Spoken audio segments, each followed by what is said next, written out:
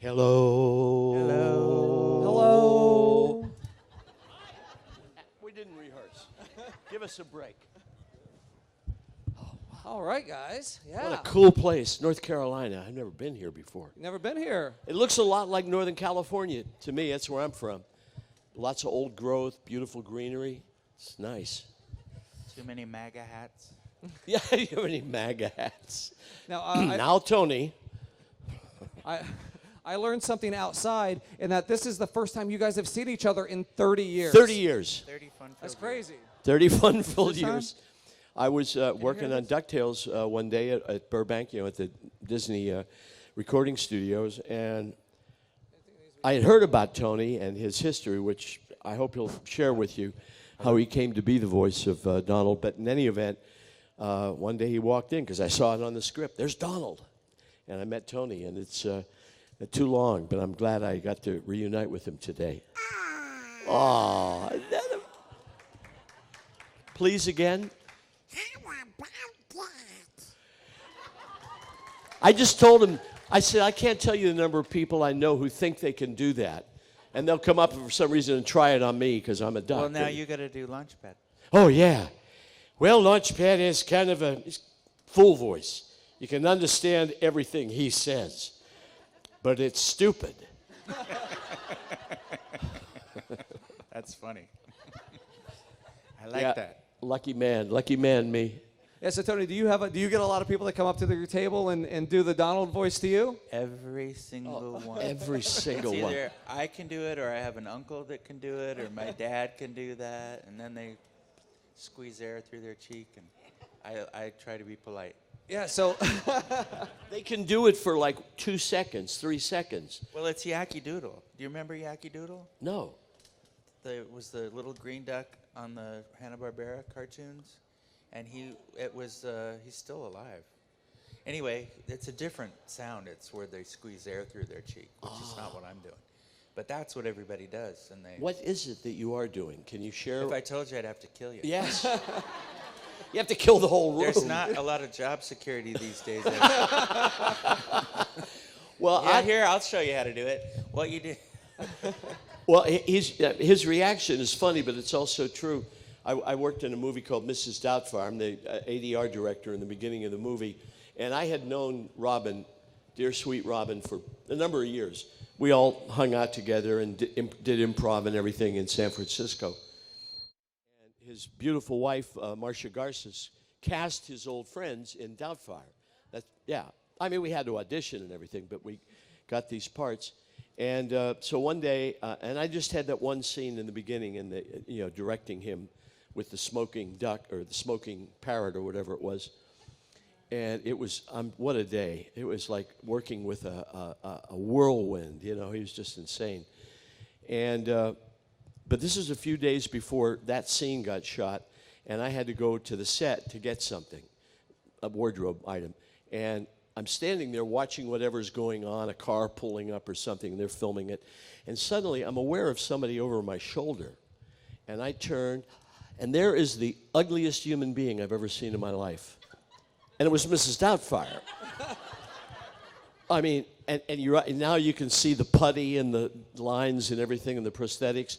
And Robin said to me, "Hello, Terence." And I said, "Hello." I had no idea who he was. I didn't know what the movie was about. So I just kept looking at him, and he says, "You do Launchpad, don't you?" And I said, "Yes." He said, "The kids and I watch it all the time." And he became Robin. I said, "Great." He said, "Yeah, so anyway." And I said, "Shut up." He roared. He said, okay. I said, you got enough work. That's the end of the story. Before we get into some of the audience questions, Terry, I have one for you. True or false? You came up with the term Wookiee. Oh, we're not talking ducks here. Okay, I'll make it quick. I had to ask this question. What happened was I had done a movie for George Lucas, a bunch of us, voice actors, and we were the background voices in THX 1138. Y'all seen that? Yeah? Okay, that was his first film. And they had these background voices. It was very futuristic, and we were tracking the characters, and blah, blah, blah. But you just hear us in the background. And I was also in the Army Reserves at the time, and he shot all over the clock, morning, noon, night. And I had to be in his studio a Saturday afternoon, but I was in the reserves. So I had my fatigues on. And I came in with my best friend. And his name was and remains Bill Wookie. And we looked strange, too, because in those days we would wear wigs, short hair wigs, so we didn't have to get our hair cut. And Bill is about 6'3", big beard now, and a thick mane of hair, I think a wet nose.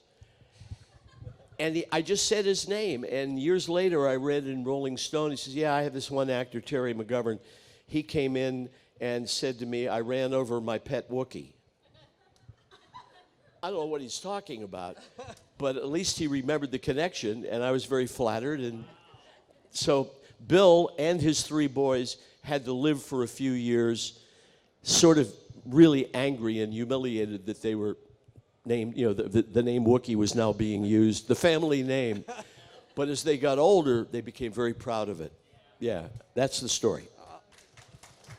Awesome. So if you guys have any questions, we're going to go ahead and line up right behind the mic. We'll do it that way, so that way we're not in front of the camera. So if you guys have questions, please feel free to come up. All right. What is your name? Nick. Nick. How you doing, Nick? All right. How long did it take to master Donald Duck's voice? Because that seems really hard to master. It is. I would say I was with Clarence on and off, not every day, but for about 4 years. And then even then, there's a learning curve for enunciation. If you listen to Clarence's early stuff in the early 30s, it's pretty unintelligible. But by the time he got to Three Caballeros, which was 10 years later, clear as a bell. So they say 10,000 hours on any kind of and I think that's about right. 10,000 hours. It takes a long time. Thank you. Good question. I mean, of all the voices in animation, that's the one. That's the primo right here. Right, and you weren't even a voice actor. You were actually an animator, correct? I was a traditional animator before it was a felony. And you worked on some of the biggest hits of all time, Little Mermaid. Beauty and the Beast, Lion King, the original. The original. And my favorite, Emperor's New Groove. Oh, well. And that scene in The Lion King where he puts Simba, not Kimba. No, No. That's a whole lawsuit waiting to happen. And the camera, I did that scene. Oh, that's fantastic. We have another question. Yeah, my name's Curtis, and I want to know what you guys think of the resurgence of the DuckTales franchise, for a whole new generation. Do we have another question? I don't want to be cruel and say it sucks, but I'm not real happy with it. I called whoever was was it Tom Dempsey, somebody, because I got wind of it on Facebook, people on my page. Hey, they're doing, and I'm thinking, a reboot? Boy, it pays well. And I called down there finally because I didn't hear anything, and Disney, whoever the guy was in charge, he was very sympathetic, but it was a little faux sympathy. He was, oh, Terry, I'm so sorry. We're not using any of you. And I said, why? We're still alive. What are you doing? I said, Alan's 93, but he's in the actor's home, and he's bright as a penny. Well, we're going, and this is the line. You'll hear it in any occupation.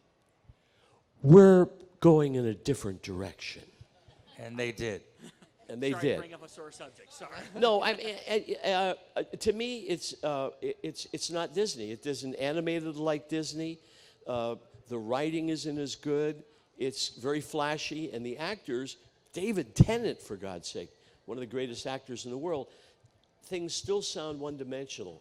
And I think one of the reasons is that we work in animation, and originally on all these shows, we worked ensemble. It was like a little chamber group. And after a while, you got to know people, and that goes into your voice. that familiarity, that relaxation, and I think it's just a warmer performance you get.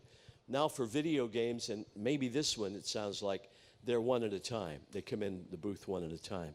So, But I think that they're learning that the fans, what I learned from Walt's 9 Old Men on Disney characters is the integrity of the character, not only the way it looks, but the way it sounds.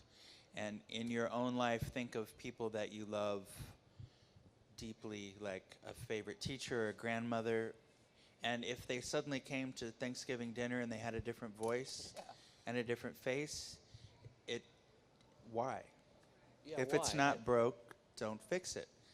And we have a show coming up on the streaming service that opens in November called Legend of the Three Caballeros, which I'm very proud of because these guys worked so hard to put Donald and all the other characters spot on model. They're using Mary Blair colors. The animation is good and solid. And I was able to approve the script so that I didn't say anything that the audience wouldn't understand, which is important to me. So I'm looking forward. I hope you'll like that show. what does Mary Blair color mean? Mary Blair was Walt Disney's Colorist? color stylist. She did everything from Alice in Wonderland to It's a Small World at Oh Disneyland. my God, those colors. Yeah. There's nothing like it. And the new show doesn't have anything like that. It just doesn't. So I hope they are happy with themselves and they realize their mistake and will perhaps, unfortunately, we lost Alan. We lost one of the best guys in the world. Yeah, he was a sweet guy, too. And nobody better than Alan Young. Do you have a question? That's Ashton. I met Ashton a few hours ago. Hi. You remember their names? Well, Of the hers and Vic- thousands of people that come up to your table. Oh, Brittany. In her case, we had a conversation, and so, yes, it stuck in my head. So I wanted to know, out of all the things you guys have done as your respective duck characters, which project was your favorite? Like for both of you, but like I know he has more, but yeah, both of Well, you. I only had 2 projects. Yeah. And I tell you, I was the luckiest guy in the world. It was the year my first son was born. I got to do DuckTales, and I got to do the voice of Teddy Ruxpin, and I got my own, well, not mine, but Flip Wilson's TV show with Gladys Knight. I got to play his best friend. This all happened in 1985. 86 was abysmal. But 85, all these wonderful things, God bless me. And boy, here they come. And then, on top of everything else, I'm a spin-off. You know what a spin-off is? He's a character in one show, and suddenly they say, well, they liked you for the foil. You know, you're really big and stupid and all that. Boom. So they put me in DuckTales. Now, that's luck. That is big luck. So those are my 2 favorite shows. I think for me, Mickey's Christmas Carol was the first thing that I animated on, and I was animating with the guys that had worked on everything from Snow White to that period. So that I felt like I was working at Walt Disney Studio. And Clarence, that was the last thing he did Donald's voice for, and it was during the time that I was training with him. And then later on, I think Three Musketeers was really good, and like I said, I'm really excited about Legend of the Three Caballeros. So those 3. Thank you for Awesome. Thank you. And what's your name? What's his name, Terry? Marvin. Good to see you again, Marvin. I'm only kidding. What's your name? Halcyon. Alcyon. I got it. I would have remembered that, actually. What's up? What's the hardest line you've ever had to do? Me? Both of you. What's the hardest line you've ever had to do? The hardest line I've ever had to do. Jeez. I don't have an answer. I wish I did. I'm the dummy up here. What about you? I can't remember like for difficulty because my voices are always fully articulated voices. They're not. There's no muscularity to my voice. It's my voice, pretty much. And mine is not a fully articulated voice, so I have to be very careful about not. It's actually, I can say long sentences or long words, but if they have soft consonants like R's, LY's, and NG's, you'll never understand it. So a big word like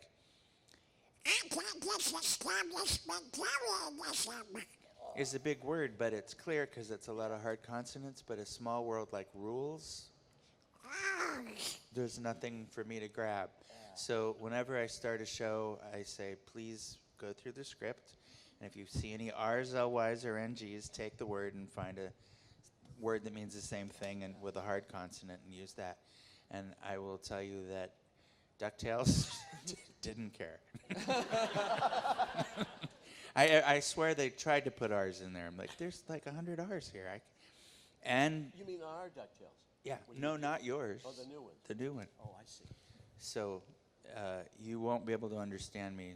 Although they got better at it, I have to give them credit where credit is due. But they ignored the R's rule, and they also sped it up a little bit in season 1. All the characters, which is I think what you're hearing on David Tennant, they sped it up 20%. So That's a lot. yeah. So That's a lot. So along those same lines, have you ever just been like, I'm just going to rewrite this sentence? Or I do. I'm actually very careful to come in with I get the script ahead of time, and I write alternatives, and I will say those first. Oh. But there are a lot of writers that think they're F. Scott Fitzgerald. And could we please get it as written? Can we get one as written? So that they like. That's, I mean, I'm sorry, I'm not trying to be a snob here, but that shows such a lack of understanding of who you're dealing with, you know?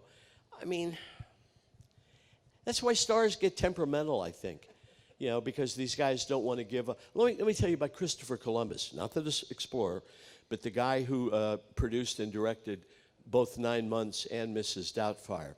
When we shot Mrs. Doubtfire, and I had a part in 9 Months as well, he had an arrangement with Robin, and Robin had to do a take exactly as written. And then he got a take, another print, done with his improvisations and his changes in it. Always, that's the way they shot. And I can tell you, in my little scene in Mrs. Doubtfire, that's all Robin. That's all Robin stuff. But they had the respect for his genius, you know, and the tradition to say, could I have it my way? No, you can't. You can't. I try not to give them a bad option because they'll use it. And then it makes me look bad, which is the thing. So you'll watch a scene from DuckTales and the audience will write, I can't understand, which is not unusual for Donald anyway. But, I mean, I try to fix that. And they won't say, well, the writer probably wrote something inappropriate or they probably sped it up 20%.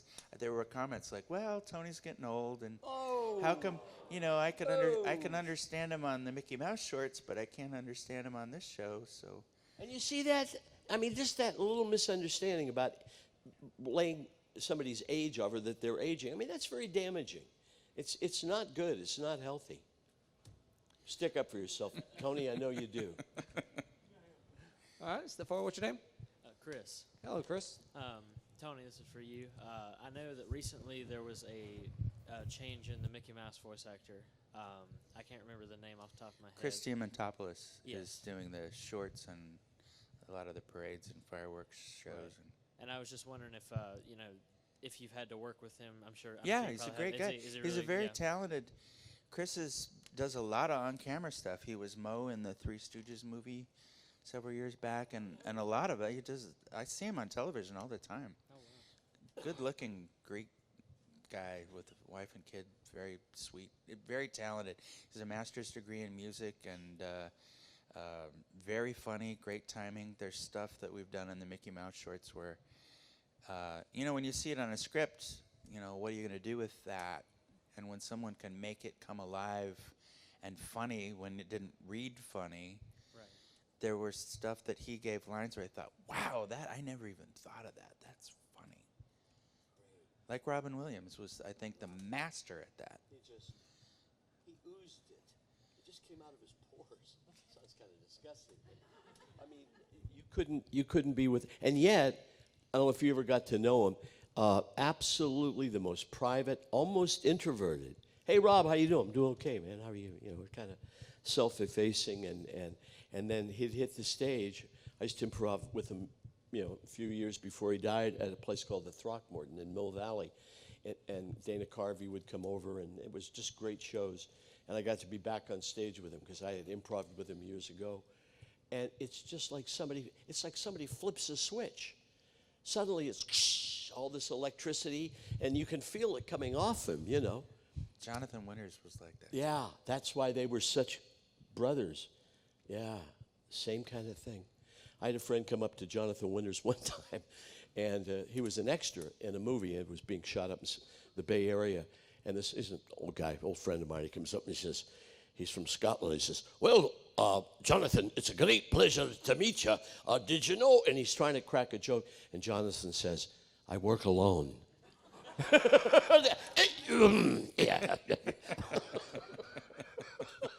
I work alone. My name's Cassandra. This is for Terence. So growing up, I did watch a lot of Darkwing and a lot of DuckTales, despite it being before my time. And Launchpad was kind of like a hero to me. So I want to thank you for that. You said Bless your heart. You're welcome. Well, you said you went Army, but Launchpad was the reason I went Air Force. Oh. So you said you were Army, so I wanted to ask what your MO was. Oh, my MOS, right? Yes. Yes. Well, that was long before I got into doing voices in my Army career. But I was pretty much in the thick of the action. I was a clerk typist. I don't like to talk about it, you know, a lot of bad memories. I still wake up at night in a cold sweat. Yeah. I didn't have enough carbon in there. I only made 2 copies. But you get over it as you mature and you get the love of those near you. Oh, good to know. What did you do? I was a cook. So you know that I know the exact. It's called support. It's the support squadron. We're the support guys, yeah. Customer service of the military. And I meant no, you know, I didn't mean to make any bad taste jokes about the guys and the women who really did do the heavy lifting. And they're still doing it, which is appalling to me. It just, I feel like we're in Rome. They were always at war, you know, for centuries. And we're starting to get into that, into that groove. Our hero, old Bone Spur. Who? I'm sorry, I didn't hear. Our hero, Bone Spur. Oh, Bone Spur. Bone Spur, yeah. Yeah, Okay. Next question. Okay. No, I'm being as respectful as I can. I'm not saying anything, but I can't just sit here and go. So anyway, old Bone Spur.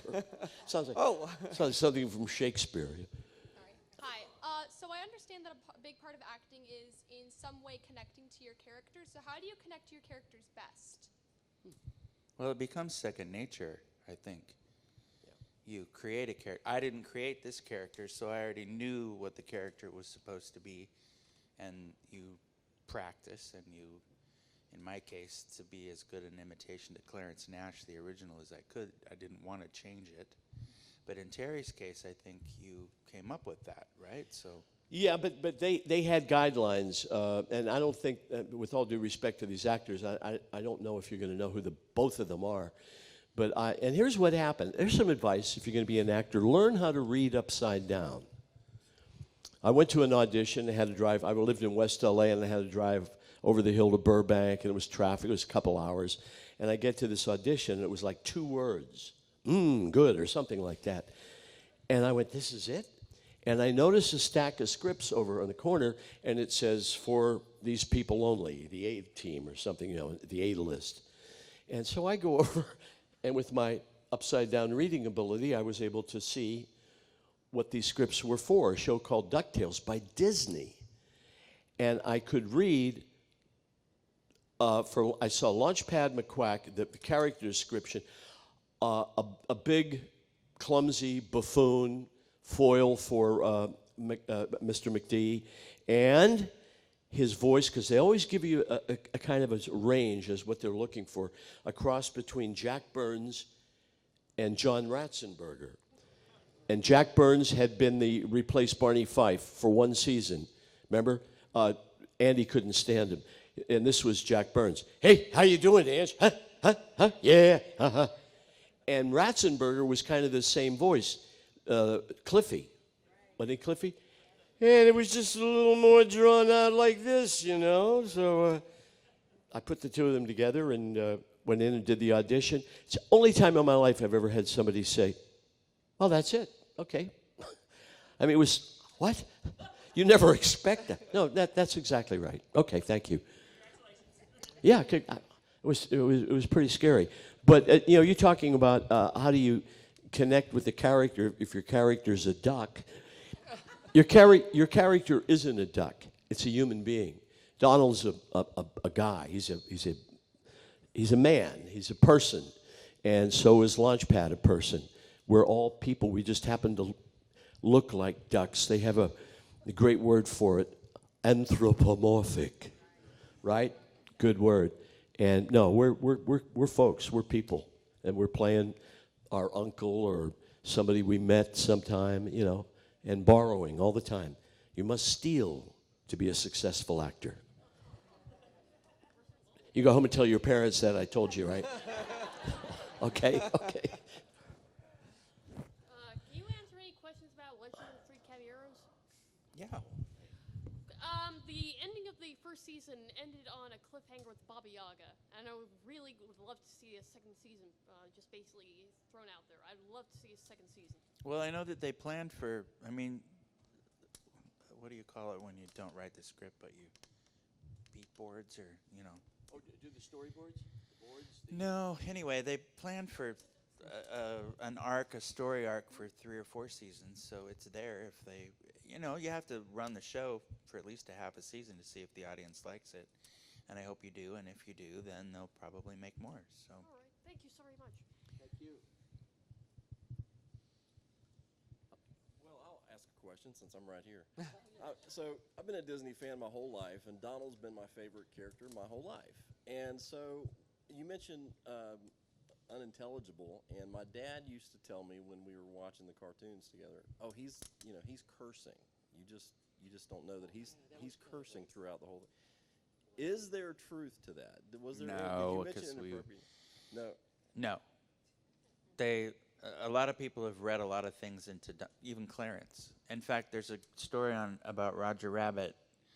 I did a bunch of lines, and they needed more stuff later, so they went and used library, meaning stuff that was already recorded years ago.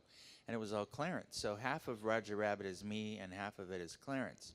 And there's a line where he and Daffy are playing the pianos, and Donald says something that is not very clear, and the NAACP thought he said something bad.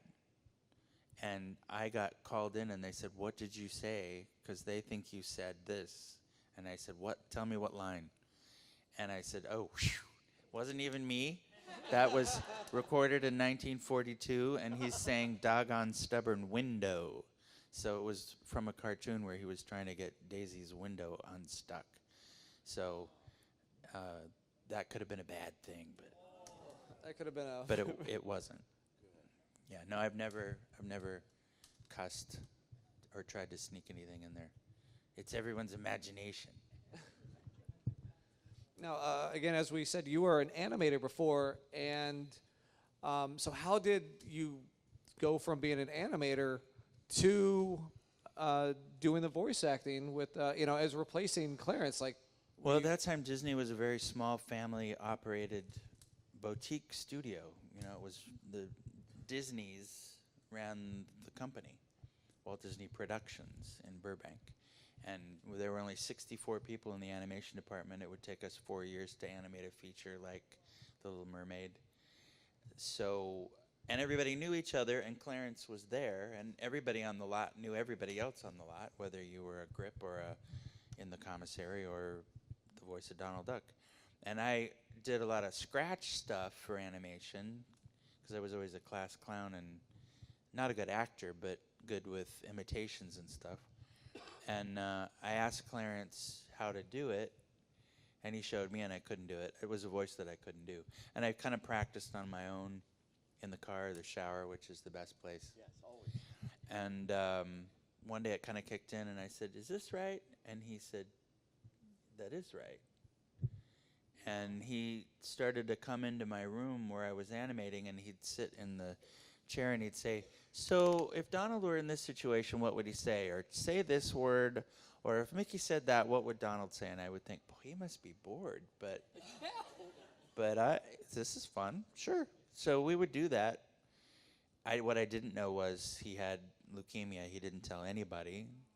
And I think in hindsight, it was that he was trying to make sure I would respect what he had created, and that I would respect the legacy, and that I would be able to do it, and that I would do a good job and take care of it.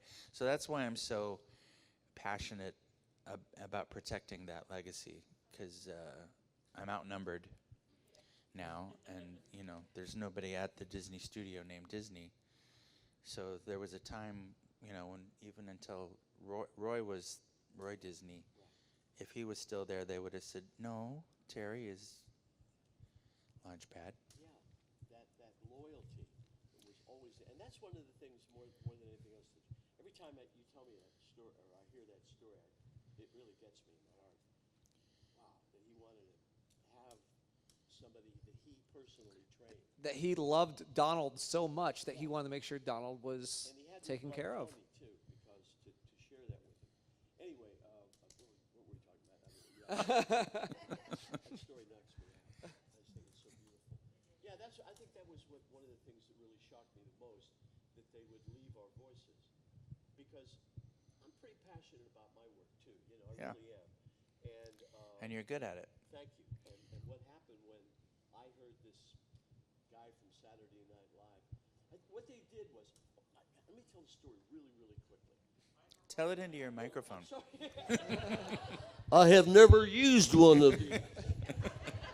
Is this right? You do what for a living?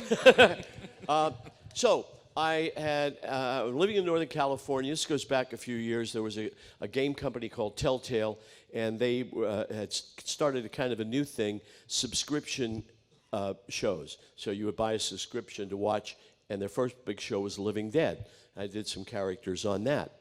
And then, as a lot of studios do, when they're not in Hollywood, they'll kind of take flights to Hollywood to find Hollywood actors. That becomes that's the thing to do. LucasArts did it to us. I say us, the local actors. And so, but this guy came in, he saw me in a restaurant, and he said, "Terry, you did this and this." And I said, "Yeah." He said, "We're doing Batman, and you would make a great Commissioner Gordon." I said, "Thank you, God. Sit down, would you like a meal?" And I went home, and I made 2 auditions of the voice in my studio and sent it off, and nothing, just the wind. So I finally prevailed on a couple of my friends who worked there, and here's the answer I got. They hired an actor from L.A., and I swear to you, this was one of the top-ranking guys at the company, said, "We had to go with him, Terry. He had a huge Twitter account." Absolutely true story. I said, "You mean?" "Yes, he's already got followers. So that's going to get a bigger audience for the show because he's on Twitter?" "Yeah." And I had like 7, my family. And it just, to this day, it blows me away. But that was their criterion. That was how they selected the actors. I think they're finding that doesn't work. I don't think it does. I mean, the other 'Cause actor, by the way, was good. I'm not on any of that stuff. I'm not on Twitter. I'm not on. No. A lot of lunatics on Twitter, twittering at 3 in the morning. Don't you agree Twitter can get nasty? It's trouble. And Bone Spur's pretty much got the market. He does. In very small hands. But what does he have? Several million followers? Okay. But so you guys might want to build your Twitter account while you're at it, just in case they're using that as a criterion. But that was a shocker. And I must say the actor they picked from LA was great. He was very good. Not as good as me. But he yeah, we get a little proud. But he got the part, and it just it taught me a big lesson. You know, it's a new deal now. It's a new day. I think I may assume, and I think probably a lot of people here, but Tony, is your house just filled with Donald Duck memorabilia?